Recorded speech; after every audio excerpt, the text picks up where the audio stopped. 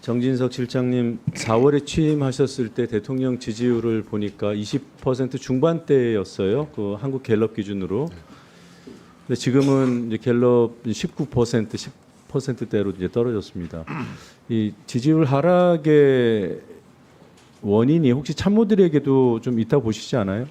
네, 동의합니다. 여러 가지로 부족한 점을 인정하고 더 분발해야겠다라는 심기일전의 각오를 다지고 있습니다. 네. 그 분발하고 좀 모자라는 부분을 채우는 방안 중에 국민들께서 이게 문제다라고 이렇게 판단하는 부분은 설사 우리 실장님 표현하는 그 옛날 표현대로 가사 좀 억울한 면이 있다 하더라도 국민들께 좀 자세를 낮추고 사과하고 그러는 자세가 좀 필요하지 않을까요? 그게 대국민 소통 방법 중에 하나 아니겠습니까? 네, 뭐 국민 앞에 늘 겸허한 자세를 지녀야 된다고 생각합니다. 네. 영상 하나 잠깐 보고 아까 못다한 질의를 좀 이어가겠습니다. PPT 영상 보시겠습니다. 조은이 전화 왔더라고. 저 조은이도 만들어 주셨고 김영선도 만들었으니까 이제 우리 명 대표님은 이제 영남의 황태자십니다. 네, 다음 PPT 좀 보죠. 네, 이런 맥락의 그 명태균 씨 그 녹취가 22년 6월, 그러니까 이 정권 초기입니다. 이때 6월 1일에 치러진 지방선거와 관련된 발언을 조은희 의원이 했다고 명태균 씨가 한 발언이에요. 광역단체장 둘을 앉히시고 김진태, 박완수라고 특정합니다. 그런데 이 김진태, 박완수 특정은 명태균 씨 녹취 수십 군데에서 거론되고 있어요. 진짜 생각하신 대로 두 사람 다 앉히고 조은희도 만들어 주셨고 김영선도 만들었으니까 우리 명 대표님은 이제 영남의 황태자십니다. 이런 얘기를 합니다. 6월 지방선거 선관위원장이셨습니다. 물론 여기에 대한 책임을 제가 알아서 질의는 드리는 거 아니에요. 그런데 이런 잡음이 나오는 부분에 대해서 책임감을 느끼시는지요? 뭐 지금 공관위원장 맡았을 때는 뭐 전혀 여러 몰랐던 가지 사안입니까? 논란이나 잡음이 없었기 때문에 네. 또 그 지방선거에서 저희 당이 압승을 했기 때문에 굉장히 네, 자부심을 느끼고 있습니다. 네, 알겠습니다. 앞선 질의 답변 과정에서 뭐 공천에 대한 부탁은 뭐 당원들로부터도 올 수 있고 그게 뭐 국민의힘의 관행인지 몰라도 뭐 당연한 듯이 말씀을 하셔서 좀 놀랐는데요. 공관위원장 하시면서 지인들의 부탁이나 당과 관련된 또는 뭐 대통령이나 영부인이나 혹은 명태균 씨를 뭐 아셨는지 모르겠습니다만 그런 분들로부터의 전화를 받거나 접촉을 하거나 그런 사례가 있었습니까? 공관위원장은 광역 시도지사에 대한 공천을 하는 곳인데요. 네. 전원 경선입니다. 아, 경선이더라도요. 예, 경선이기 때문에 뭐 경선 다른 무슨 기회를 뭐 받는 것도 중요한 전략 공천이면 문제이고요. 혹시 그러니까 어떤 없었다는 거죠. 개인적인 선호 있었는지 의사가 없었는지만 있겠습니다마는 답해 주세요. 예. 질의 시간이 뭐 제한돼 전혀 있으니까. 그런 게 없었습니다. 네, 전혀 없었습니다. 전혀 없었습니다. 네, 예. 알겠습니다. 다음 PPT 보겠습니다. 이어지는 그 녹취에서 그 김진태 강원도지사와 관련해서는 김건희 여사의 기여가 반 정도고 나머지 반은 트릭을 썼다는 얘기를 하는데 이와 관련한 이준석 전 국민의힘 대표의 최근 발언이 공개됐습니다. 보시겠습니다. 김건희 여사가 그때 가는 운동시설이라고 했는데 골프 연습장인지 헬스장인지 뭔지는 몰라. 편하게 대화하는 자리였던 모양이에요. 김건희 여사가 간다는 정보를 명태균이 김진태한테 알려줘가지고 김진태가 가서 충성 맹세를 하게 했다는 거야. 공개될 줄 모르고 이준석 전 대표가 기자들에게 한 얘기입니다. 이것들을 조합해 보면 상당히 구체성이 있어서 다시 한번 의심을 하지 않을 수가 없어요. 한 번 더 여쭙겠습니다. 그 당시 공천과 관련해서 부탁을 받으신 일이 전혀 없습니까? 없고요. 예. 네, 됐습니다. 저는 이 자리에 천하람 의원이 도와주시면 좋으련만 그냥 침묵하고 계시는데. 혹시 3분을 더 이어서 써도 되겠습니까? 예. 추가 질의 네. 안 하실 거죠? 네. 다음 내용을 PPT. 다 아시기 때문에. 예, 실장님, 예, 시간이 부족해서 예, 예. 질의에 집중해 주시기 바랍니다. 네네. 앞선 질의에서 대통령실은 여론조사를 안 한다고 그러셨는데 정기 여론조사를 안 합니다. 예, 정기 여론조사를 안 한다 그랬죠. 그 입장 유지합니까? 그렇습니다. 예. PPT 보시죠. 이게 24년도 예산 강목 명세서 비서실에서 펴낸 자료예요. 항목 보십시오. 이 정기지표 조사 네. 이 돈은 어디다 쓰십니까?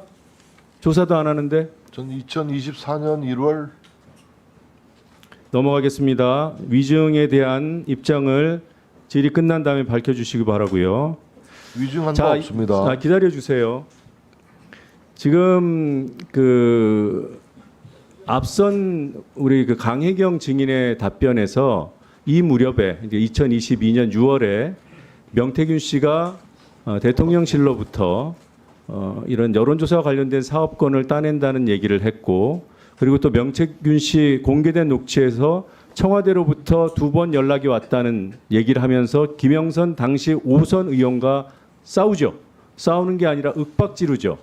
그때 매우 절박하게 김영선 씨가 이 사업에 반대하는 부분에 대해서 강조합니다. 청와대에서 2번이나 연락이 왔다. 본인이 생각하는 방식대로 사업을 해야 된다는 취지로 얘기합니다.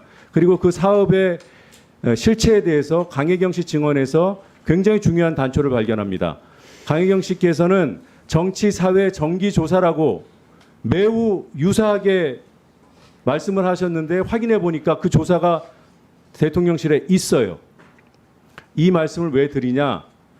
명태균 씨를 언제부터 알았다고 일국의 대통령실이 직함 없는 것을 비하하는 게 아니라 공신력의 문제, 공적인 문제.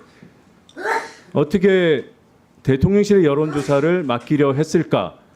여기에 대한 답은 2022년 3월 그 직전에 실시된 다수의 미래한국연구소 여론조사, 이것이 결국은 윤석열 후보와 연관돼 있다라는 강한 의심을 할 수밖에 없다.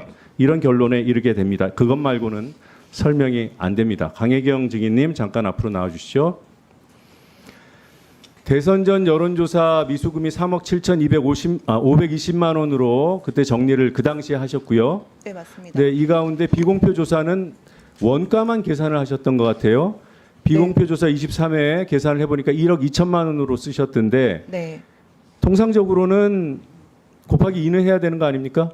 맞습니다. 네, 그러면 비공표 조사가 한 2억 4천 정도고, 이 비공표 조사 대부분은 특히나 대선 직전 9회에 걸쳐서 실시된 면밀 조사, 샘플을 크게 올려서 실시된 돈이 많이 들어간 조사는 다 윤석열 후보와 관련된 것이다. 이렇게들 의심하고 있습니다.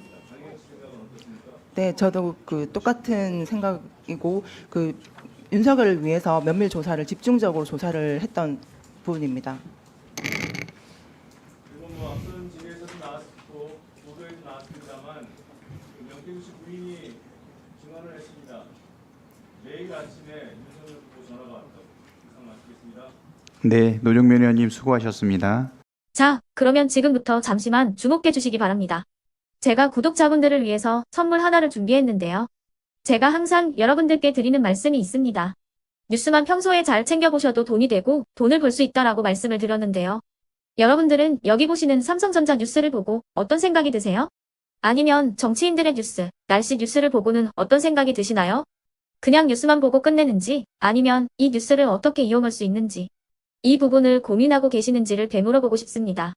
그 이유가 뭐냐 하면 제가 지난번에 여러분들께 뭐라고 말씀을 드렸었죠? 지금은 반도체 섹터를 눈여겨보셔야 한다고 말씀드렸습니다. 그리고 나서 이런 썸네일들 뉴스를 통해서 많이 보셨을 겁니다. 반도체 내용이 이슈가 됐을 때 부자들은 어떻게 생각한다? 반도체 관련주들은 뭐가 있는지, 어떤 종목이 가장 좋은지, 어디에 투자해야 돈이 몰리는지 자연스럽게 생각한다고 제가 말씀을 드렸죠.